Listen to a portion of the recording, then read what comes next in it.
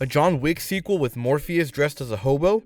Count me in. I'm free of insecurity, dancing to the melody, no lack of melatonin. I'm Keanu, 47 Ronin. John Wick 2 is as fun and entertaining as its predecessor. The first John Wick was subtle, almost mystical and mysterious in its world building. Just enough information is given in order to move the plot forward. For instance, John Wick's impossible mission is always mentioned, but not every detail is given. It adds to the mystery of John Wick and this world of assassins, and it intrigues the viewer even more. Just like the first movie, this John Wick sequel features epic action sequences and badass stunts. The fight scenes between Keanu Reeves and Common were my favorite because they stood out in terms of stunts and action. There's a scene where they're like fighting and like they fall down like a flight of stairs, or that scene where Common is on the second level of a public place and Keanu Reeves is on the first level, and they're shooting at each other but they're trying to be discreet because they're in public. That shit was so badass, man. I was pumped with adrenaline just watching them. I was surprised to see Common in this role.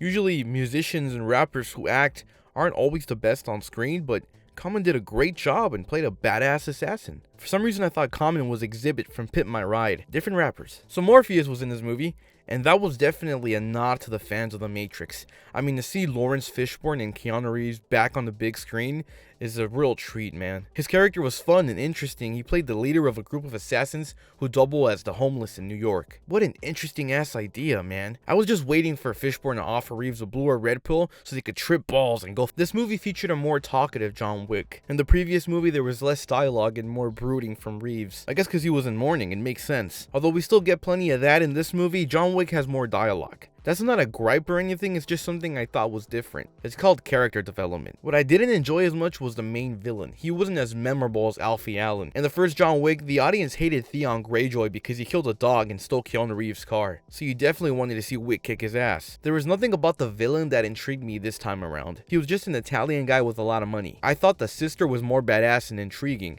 even with the little screen time she had. And I'm not just talking about her voluptuous. I wonder how many more John Wicks they're gonna make. If the movies continue to be this consistently good, they can make as many as they want. It can be like the next Fast and the Furious franchise, except it's actually fun. I'm kidding, but actually I'm not. If you enjoyed this video, consider liking and subscribing. I'll be making more videos like this one. And if you don't, watch out, because I know Kung Fu.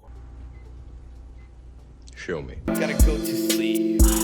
Shut off the